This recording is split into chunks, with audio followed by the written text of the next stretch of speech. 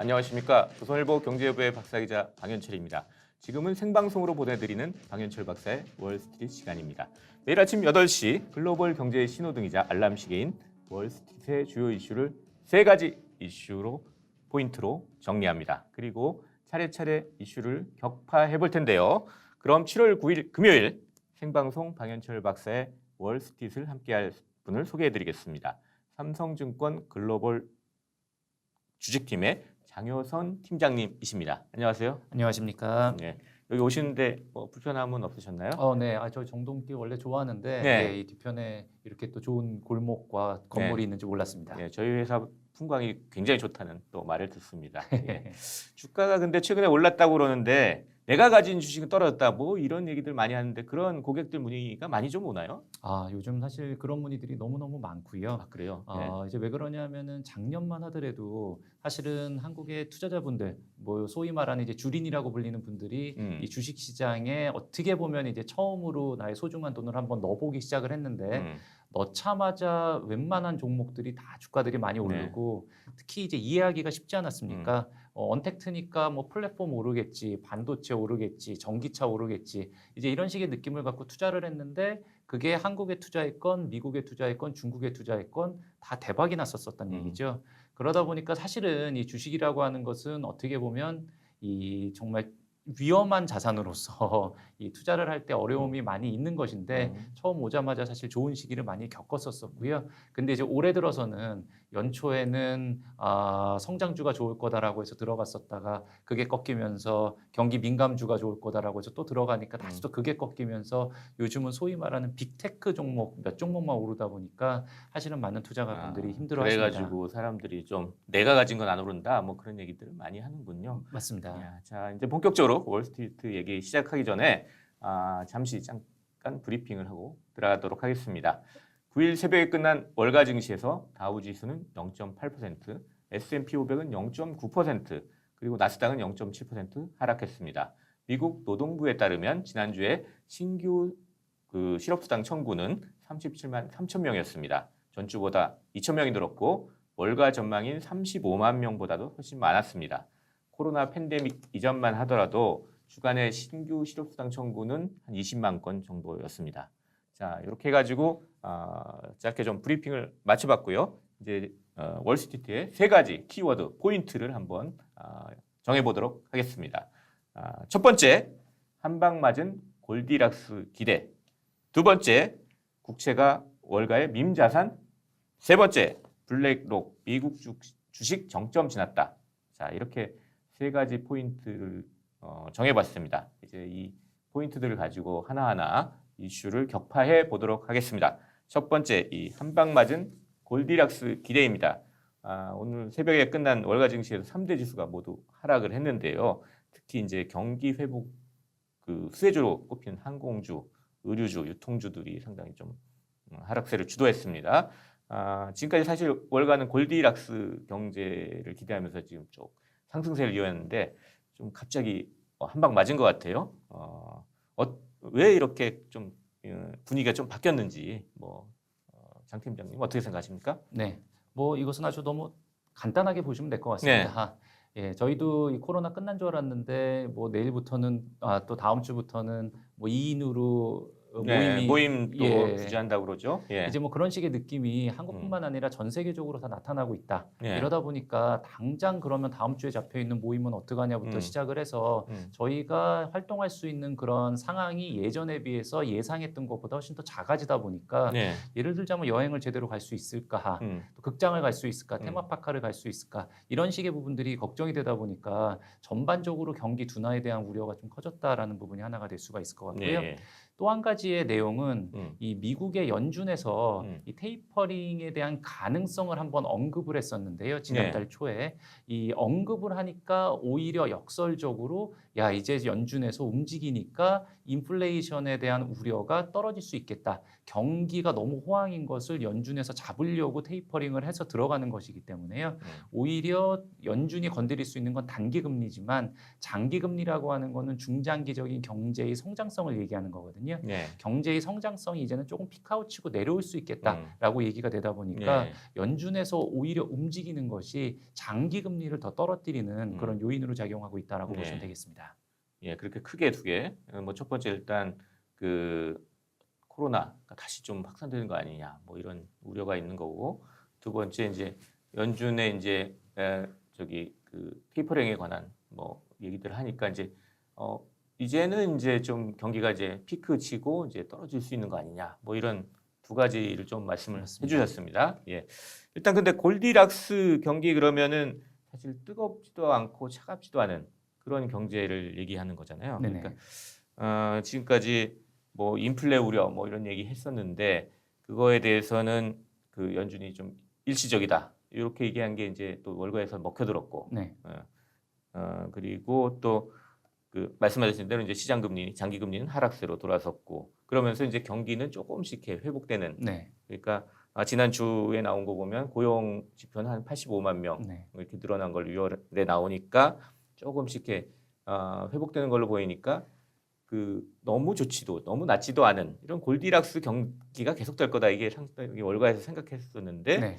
갑자기 따져 보니까 그게 아니라 오히려 경기가 더 꺾이는 거 아니냐, 뭐 이런 우려가 지금 막 확산되고 있는 것 같아요. 맞습니다. 예. 그러니까 이제 어떻게 보면은 이 골디락스 장세라고 하는 정의가 예. 뭐 완전히 객관화돼서 딱 나와 있는 게 아닙니다. 금리가 1.2 밑으로 빠지면은 침체고 1.2 이상으로 오르면 그렇고, 예를 들어서 신규 고용자 수가 100만 명이 넘으면은 너무 과열이고 85만 명이면 딱 골디락스고, 이런 정확한 기준이 있는 것은 아니기 때문에 예. 지금 이 시장 참여자들이 느낄 때에는 인플레에 대한 우려가 어떻게 보면 딱 적정한 레인지를 지금 지나가고 있다라고 아직도 생각이 됩니다. 뭐 어젯밤에 뭐 특별하게 크게 달라진 요인은 없었다라고 보실 수가 있겠죠. 다만 그럼에도 불구하고 이제 주가가 예. 이 너무 많이 올랐다라고 하는 경계감들이 조금 부각이 되고 있었던 예. 게 있는 것 같고요. 예. 또 한 가지는 이 지난주 금요일 날 이 저희 삼성증권의 김미선 예. 수석연구원께서 나와서 중국의 디디 추신이라든지 이런 상장에 대해서 이야기를 해주셨는데, 네. 이 지난주부터 갑자기 중국과 관련된 그러한 그 시장의 우려가 예. 아주 급격하게 커지기 시작을 했었죠. 음. 가장 첫 번째 트리거가 됐었던 것은 시진핑 주석의 이 100주년 공산당 창당 기념 연설이었습니다. 네. 그때 더 이상 중국은 가만히 있지 않겠다. 중국을 누구라도 건드리면 만리장성의 머리가 깨져서 피가 나게 할 것이다 라는 얘기를 천안문 광장에 마오쩌둥 주석의 사진 앞에서 공산당복을 입고 한번 이야기를 하다 보니까 이게 생각보다는 중국의 수위가 상당히 세다라는 네. 느낌이 들었는데, 마침 디디추싱의 상장 얘기가 딱 나오자마자 디디추싱이 중국 정부에서 굳이 미국으로 가지 말라 그랬는데 미국에 가서 왜 상장을 하냐라고 이야기를 했다라는 여러 가지 기사들이 나오면서 예. 디디추싱에 대한 이 규제가 많이 들어갔었죠. 예. 거기서 끝나지 않고 어젯밤에 보면 이 미국에 상장돼 있는 중국 주식들은 이 중국의 정확한 실체에 투자라는 것이 아니라 이 조세 회피 지역에 이 가상 법인을 갖다 만들어 놓고 네. 저희가 이제 그 법인에 대체적으로 투자를 하는 것인데, 그게 중국 정부에서 긍정도 하지 않고 부정도 하지 않았던, 허락도 하지 않고 불허를 하지 않았던 되게 약간 그레이 에리어에 있었던 부분인데 회색지대였었는데 그쪽까지도 규제를 하겠다라고 이야기를 하다 보니까 이 디디 추신과 관련된 그런 내용들이 너무나도 이게 크게 커지다 네. 보니 그 한 회사만의 일이 아니라 사실 그 뭐 미국 시장에 상장된 다른 중국 기업들, 심지어 뭐 어제는 이게 테슬라까지 뭐 영향을 미치는 거 아니냐 뭐 이런 얘기까지 나오니까 상당히 그 투자자들이 불안해하고 있는 것 같아요. 맞습니다. 네. 특히 이제 한번 보시면은 결과적으로는 과거에 이제 트럼프와 이 시진핑 간의 여러 가지의 그 컨플릭에서 네. 이게 이제 바이든으로 넘어가면서 또 약간은 좀 완화될 수 있는 거 아니냐라고 생각을 했었다가, 그게 이제 시진핑이 오히려 더 세게 치고 나와 버리니까 야, 이게 이 정치적인 리스크, 미중 간의 무역 분쟁이 궁극적으로는 전 세계 이 밸류체인 경기망에도 좀 부정적인 영향을 미칠 수 있지 않겠냐 하는 부분까지도 네. 같이 이 미국 국채 금리의 하락에 영향을 미쳤던 게 아닌가라고 생각이 됩니다. 예. 일단 아까 주가 상승이 계속됐다고 말씀하셨는데 일단 S&P 지수만 보면요, 그 5% 이상 떨어진 날이 없던 시기가 지금 8개월간 지속되고 있으니까 아직은 사실은 뭐 엄청나게 뭐 주가에 충격이 오거나 이런 일은 없는 이런 상황이 계속되고 있습니다. 그리고 또 최근에는 이제 사상 최고치를 연속해서 기록하고 있기도 했죠. 근데 약간의 지금 시장의 분위기가 조금씩 바뀌는 거를 좀 감지할 필요는 있다. 이런 정도로 좀 정리하면 될 것 맞습니다. 같습니다. 맞습니다. 예. 이렇게 해서 첫 번째 이슈인 한 방 맞은 골디락스 기대, 이 이슈에 대해서 한번 얘기를 해봤습니다. 두 번째는 이제 국채가 월가의 밈자산 뭐 이런 얘기인데요. 사실 지금 국채의 그 금리가 좀 전에도 좀 말씀하셨지만 쭉 하락세를 보이면서 어제는 이제 10년 만기 국채 금리가 장중에 연이 1.285%까지 떨어지면서 1.3% 아래로 이제 떨어졌거든요. 뭐 이런 일들이 좀 계속 되고 있는데 이거 왜 이런지, 왜 이게 사실 시장의 전망과는 상당히 다른 거잖아요. 시장은 좀 모를 수 있다 뭐 이렇게 했었는데 거꾸로 떨어지니까 이게 왜 이런지, 이게 사실 경기 첫 번째 이슈에서 얘기했던 경기 하락 우려가 좀, 경기가 피크를 쳤다는 우려가 점점 커지는 것과 무슨 연관이 있지 않냐, 뭐 이런 얘기도 나오고 여러 가지 분석이 나와요. 너무 갑자기 이렇게 방향을 바꾸니까. 지금 어떻게 보십니까? 이 주식에 투자하시는 분이라고 하면 전 세계에서 나오는 여러 가지 지표 중에서 반드시 매일매일 팔로우해서 보셔야 되는 지표가 바로 이 국채 10년물이 아닌가라고 생각이 됩니다. 네. 이 올해 한 5월 달, 4월 달에 거의 한 1.7에서 1.8 정도까지 위로 올라가면서 시장에 상당히 큰 충격을 줬었었고 경기가 좋아지다 보니까 당연히 금리가 올라간다라고 생각을 했고, 참고로 올해 연말에 삼성증권의 미국 10년 국채의 예상치는 1.9% 정도입니다. 거의 2%다 맞습니다. 올라가는 걸로 이제 보고 계시네요. 맞습니다. 그리고 이제 경기의 회복세라든지 이런 부분들이 전혀 저희의 예상하고 다르지 않게 잘 흘러가고 있음에도 불구하고 미국 국채 금리가 1.4% 밑으로 떨어진다라고 하는 것은 삼성증권의 입장에서도 상당히 좀 저희의 예상과 정반대로 가고 있는 이 네. 충격적인 뉴스라고 예. 좀 생각을 해서 보실 예, 수가 있을 것 예. 같습니다. 그 원인을 좀 따져봐야 될 것 같은데, 일단 뭐 저기 금리가 떨어진다는 거는 채권 가격으로 보면 가격이 올라간다는 거니까, 가격이 올라가려면 수요가 많아야 되잖아요. 그렇잖아요. 그러니까 일단 나오는 얘기가 미국 국채에 대한 수요가 많다. 네. 그러니까 상대적으로 이제 다른 선진국 국채에 비해서는 미국 국채 금리가 좀 괜찮은 거 아니냐, 네. 뭐 이런 얘기예요. 그러니까 독일의 10년 만기 국채 금리 봤더니 마이너스 0.31% 마이너스고, 영국도 10년 만기 국채 금리가 0.61%, 미국보다는 상당히 낮은 수준이니까, 그러다 보니까 미국 어차피 국채, 글로벌 투자자들이 국채 살려면 미국 국채를 사겠죠. 그런데 금리도 더 나온다. 네. 그러니까 이쪽에 수요가 많은 거 아니냐, 뭐 이런 얘기도 나오는 것 같고요. 그다음에 또 뭐 밈주식에서 일어났던 일이 여기서도 벌어지는 거 아니냐, 뭐 이런 얘기들이 나오는데, 요건 좀 밈주식 얘기는 좀 이게 쇼커버링 뭐 이런 얘기인데, 이게 어떤 건지 좀 설명을 네. 좀 해주시죠, 이거. 이거 상당히 좀 재밌는 포인트인데요. 네. 이 밈주식이라고 하는 것이 이 펀더멘탈적으로 문제가 많았기 때문에 많은 네. 기관 투자가들이 이 공매도 주가가 떨어질 것에 베팅을 해가지고 네. 숏 포지셔닝을 잡고 네. 있었던 공매도를 것이죠. 했던 거죠. 예. 예. 근데 요즘은 세상이 무섭다 보니까 개인 투자가들이 절대 호락호락하지 않습니다. 음. 야, 이거 기관 투자가들이 숏을 많이 잡고 있네. 음. 잘 걸렸다. 이래서 개인들끼리의 커뮤니티에서 야, 저거 한번 공격하자라고 해서 싹 들어가서 주식을 갖다 끌어올리면 네. 제가 숏 포지셔닝을 잡고 있었던 곳에 손실이 무한대로 커지다 보니까 그쪽 부분을 갖다가 방어하고자 제가 그 주식을 다시 살 수밖에 없는, 한마디로 그게 이제 쇼커버링이라고 하고요. 그런 것 때문에 주가가 많이 급등을 하는 미국에서 대표적으로 뭐 게임스탑이라든지 AMC 같은 종목이 네. 될 수 있었는데, 주식에서 일어났던 일이죠. 맞습니다. 미국 국채도 똑같이 네. 저희 삼성증권도 올해 연말에 미국 국채 금리가 1.9, 2%까지 올라갈 수 있다라고 생각을 하고 많은 기관 투자가들이 다 그렇게 하다 보니까 채권이 떨어질 것이 너무 명확하거든요. 가격이. 채권에도 숏 포지셔닝을 잡고 네. 있었던 것이죠. 그랬는데요, 슬금슬금 채권 가격이 올라가네요. 네. 이거 큰일 났다. 손실을 더 이상 확대되는 걸 막자라고 해서 채권을 사버린다는 것이죠.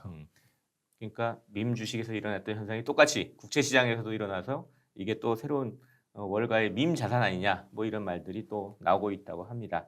근데 이제 기본적으로 이제 아직 월가는 연 2% 연말이면 국채 10년 만기 국채 금리가 한 연 2%쯤으로 오를 것이라고 보는 거는 거의 이제 컨센서스 비슷하게 있긴 해요. 그러니까 그런 것도 좀 기억해 봐야 될 것 같습니다. 그러니까 여기 뭐 뉴스들을 보면 뉴욕생명의 투자 부문 이코노미스트인 로렌 굿윈이란 분이 최근에 이제 10년 만기 국채 금리가 연말 2%될 거다라는 리포트를 냈고 웰스파고 증권도 연이 2%까지 갈 거다 뭐 이렇게 냈고 모건 스탠리의 앤드류 시츠라는 전략가 분이 또 오늘 블룸버그에 나와서 금리는 결국 오르게 돼 있다 뭐 하면서 연말에 1.8%를 전망하기도 했으니까 계속 떨어지지만은 않을 것 같다 뭐 이런 게 또 월가의 좀 대체적인 전망인 것 같습니다. 그러니까 잘 좀 지켜봐야 될 것 같습니다. 이게 어떻게 될지 일단은. 네.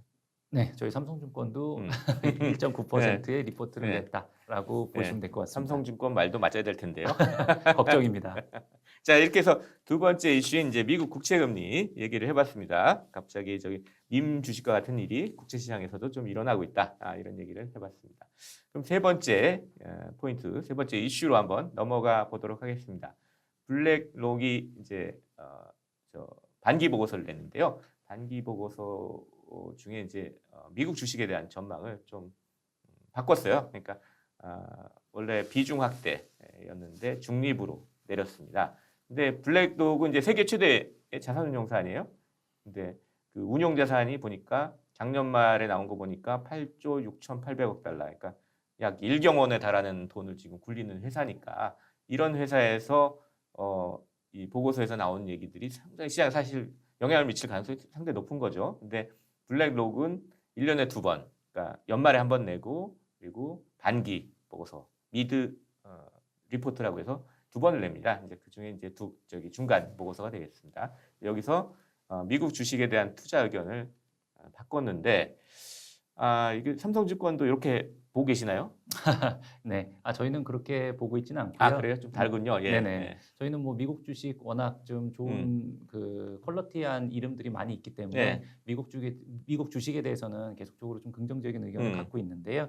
저희하고 약간 유사한 부분은 미국 시장에 대해서는 비중 축소라고 블랙락이 얘기를 했지만 네. 오히려 유럽이라든지 일본과 같은 미국 이외의 시장에 대해서 조금 더 포커스를 하자라고 네. 하는 게 그쪽 투자 의견 블랙락의 상향을 했어요. 예. 맞습니다. 예. 이제 그러다 보니까 그게 블랙락의 의견인 것 같아가지고요. 약간 이 블랙락의 의견을 꼭 이 전반적인 주식 시장이 다 안 좋다라는 그런 컨셉보다는 이 미국 외에 다른 나라 한마디로 달러 약세가 좀 심화가 될 가능성이 있다 보니까 네. 미국 외국가를 좀 포커스하자 정도의 의미라고 저는 좀 이해를 하고 있습니다. 그렇군요. 일단 블랙록 얘기는 미국의 성장 모멘텀이 정점을 찍었다. 그러니까 제일 처음에 사실 얘기한 피크, 경기 피크랑 비슷한 얘기인데 그 대신에 이제 유럽이나 일본 등으로 이제 모멘텀이 옮겨가는데 이게 경제 재개. 그러니까 사실 미국이 제일 먼저 백신을 많이 맞추기 시작했는데 그거 이제 거의 다 끝나가고 이제 유럽하고 미국이 백신을 지금 쭉 맞기 시작하니까 거기서 이제 경제 재개 모멘텀이 생기고 그러면 당연히 그 주가도 그쪽이 더 좋을 것 같다. 뭐 이런 얘기를 하고 있는 것 같아요. 예. 맞습니다. 예. 다만 이제 이쪽 부분이 어떻게 보면은 지난주부터 이 시장이 약간 흔들리고 있는 상황. 네. 그러니까 원래 이런 의견이 또 컨센서스한 의견 중에 하나였었는데 갑자기 지난주부터 좀 바뀌기 시작을 했었던 것이죠. 네. 뭐가 바뀌었었냐면은 델타 바이러스가 다시 퍼지면서 미국은 그래도 백신을 웬만큼 다 맞은 나라니까 상대적으로 버틸 수 있는데 한국만 하더라도 당장 힘들어지고 일본도 지금 바이러스가 창궐하고 이러다 보니 상대적으로 백신의 의존도가 낮았던 그런 신흥국이라든지 유럽 국가들 같은 경우에 경기 회복 속도가 조금 더 느려질 수 있겠다라는 관점에서 달러가 다시 한번 강세로 지금 전환이 되고 있는 것이고요. 네. 특히 이제 이머징 마켓의 대표라고 할 수 있는 이 중국에서 아까 말씀드렸던 그런 리스크가 부각이 되다 보니까 중국 시장에서 외국인 투자가들이 돈을 쫙 빼고 있어요. 중국 시장이 연일 급락을 하고 있습니다. 그 돈이 다시 또 미국으로 몰리다 보니까 아까 보신 것처럼 미국 국채 금리가 엄청나게 떨어지는 이제 그런 모습이라서 지금 이 블랙락의 이 생각도 저는 상당히 좀 재밌는 생각이라고 보는데 지난주부터는 이 논리가 많이 좀 흔들리고 있는 돈이 더 미국 시장으로 몰리고 있는 상황이 돼버렸다라고 보실 수 있을 것 여전히 같습니다. 미국 주식은 괜찮을 거다 올해. 그렇게 보시는군요. 맞습니다. 뭐 아주 좀 속된 말로 표현하자면 물려도 대장주에 물리자라는 컨셉이 대장주가 미국이기 때문에 그런 느낌으로 보시면 되겠습니다. 사실 이 델타 바이러스 지금 갑자기 전 세계가 퍼지니까 상당히 불안감이 커지고 있어요. 그러니까 마티어스 콜먼이라고 OECD 새로 사무총장 된 분도 8일 날 그러니까 이렇게 얘기했는데 새로운 코로나 확산이 글로벌 경기 회복에 가장 큰 리스크, 톱 리스크라고 했습니다. 이제 코로나 확산이 톱 리스크였던 건 이제 다 지나가고 이제 인플레 우려가 상당히 컸었는데 이게 다 지나가고 이제 다시 코로나 확산이 톱 리스크가 됐다. 뭐 이런 얘기도 나옵니다. 그리고 이제 또 블랙록은 그런 저희 주식에 대해서는 그렇게 얘기했고 채권에서는 그 물가 연동 국채 같은 거, 인플레 연계 채권 비중을 확대하라고 그랬는데 이것도 재밌어요 논리가. 그러니까 인플레가 나타나면서 나타나긴 하겠는데 과거처럼 이제 중앙은행들이 통화 정책으로 대응하는 게 이제 적극적이지 않고 조용할 거다, 소극적일 거다. 그래서 이게 뉴 노멀이다. 그렇기 때문에 인플레는 어쨌든 생길 거기 때문에 그에 대응하는 그러니까 인플레이션, 물가 연동 국채 같은 거에 투자 비중을 확대할 필요가 있다. 뭐 이런 식으로 또 얘기를 했습니다. 네. 이것도 재밌는 포인트더라고요. 이게 좀 전에 나왔던 그 많은 월가의 은행들이 올해 연말에 금리가 2% 정도 수준까지 상승할 것이다라고 얘기했던 내용하고 상당히 일맥상통하거든요. 네. 그러니까 저도 이제 애널리스트 생활을 한 20년 이상 하면서 나름 이제 이쪽 업계에서 이 전문가로서 수없이 많은 예측을 하기도 하고 이랬었는데 네. 요즘은 그 예측이 음. 정말 어려운 것 같습니다. 금리가 1%대 초반까지 빠질 거라고 예상을 했던 사람은 진짜 아무도 없었었는데요. 이게 많은 전문가들이 전부 다 금리가 당연히 상승할 것이다라고 예상을 하다 보니까 정반대의 컨셉으로 이렇게 올라오고 코로나 시대 이제 끝났구나. 이제 한번 놀러 가야지라고 했는데 다시 또 코로나 이렇게 오고 예. 이렇게 될 거라고 누가 생각이나 했겠습니까? 이러다 보니까 요즘 시장은 예상을 하고 대응을 하기보다는 그냥 대응을 좀 더 빠르게 하는 편이 더 그 성공할 수 있는 확률이 높은 게 아닌가라고 생각을 합니다. 예, 알겠습니다. 자, 이렇게 해서 이제 블랙록이 이제 얘기한 반기 보고서 가지고 그 좀 여러 가지 이슈들을 좀 점검을 해봤습니다. 자, 이제 월스트리트의 세 가지 포인트를 한 줄 평으로 요약을 해보겠습니다. 첫 번째, 월가에서 갑자기 경기 피크 우려가 강해지고 있습니다. 인플레 우려가 덜해지니까 반대로 경기는 괜찮은지 따져보는 것입니다. 증시 앞에 놓인 리스크는 한두 가지가 아닙니다. 다양한 위험 요인을 따져봐야 하겠습니다. 둘째, 미국 국채금리가 하락세를 보이고 있습니다. 역시 경기가 계속 확장될 수 있는지 의구심이 퍼졌기 때문입니다. 하지만 연말로 다가가면서 금리가 오를 것이라는 전망도 적지 않습니다. 금리는 전체 자산시장의 파이를 결정하는 변수입니다. 금리 동향도 놓치지 마시기 바랍니다. 셋째, 세계 최대 자산운용사인 블랙록이 미국 주식 전망을 낮췄습니다. 새로운 투자처를 다양하게 찾아볼 시기가 된 것 같습니다. 사방을 넓게 둘러보시기 바랍니다. 이렇게 해서 거의 이제 월스트리트 정리할 시간이 다 됐습니다. 자, 오늘 처음 또 나오셔서 뭐 좋은 말씀 많이 해주셨는데요. 장 팀장님 오늘 방송 어떠셨는지 네. 말씀해 주십시오. 네.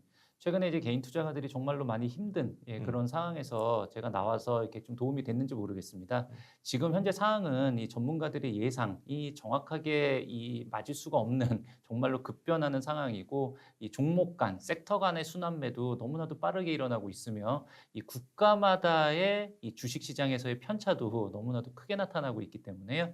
진짜로 중요한 것은 작년과 같이 좀 기다리다 보면 무조건 오른다. 또 레버리지를 많이 쓰고 이제 이런 식의 고위험 투자보다는 올해는 전반적인 목표 수익률을 조금 낮추시고 전반적으로 종목에 분산 투자를 하시면서 또 지금 안 좋은 게 한두 달 있으면 갑자기 또 좋아질 수 있고요. 지금 주도주의인 게 한두 달 지나면 다시 또 빠질 수도 있기 때문에요. 그런 식의 부분을 약간 포트폴리오를 저희 전문 용어로는 약간 평탄화시킨다라고 하는데요. 한 군데 몰빵이 아니라 좋고 안 좋고를 다 업종 대표주로 해서 전반적으로 좀 분산 투자를 해서 대응을 하시면 아마 올해 연말에도 결과적으로는 좋은 식의 포트폴리오의 수익률을 내실 수 있지 않을까라고 기대를 합니다. 예, 올해 성공 투자를 위해서는 눈높이를 조금 낮추고 분산 투자를 하자 뭐 이런 말씀이셨습니다. 맞습니다. 자, 7월 9일 금요일 생방송 방현철 박사의 월스트리트 벌써 라이브를 마칠 시간입니다. 함께 해주셨던 여러분께 감사드립니다. 도움이 되셨다면 채널 구독을 꼭 잊지 마시기 바랍니다. 저는 다음 주 월요일 아침 8시 월스트리트를 세 가지 포인트로 이슈를 격파하는 방현철 박사의 월스트리트로 돌아오겠습니다. 안전하고 건강한 주말 되시기 바랍니다. 지금까지 함께해 주신 삼성증권 리서치센터 글로벌 주식팀의 장효선 팀장님이셨고요. 그리고 저는 조선일보 경제부의 박사기자 방현철이었습니다. 감사합니다.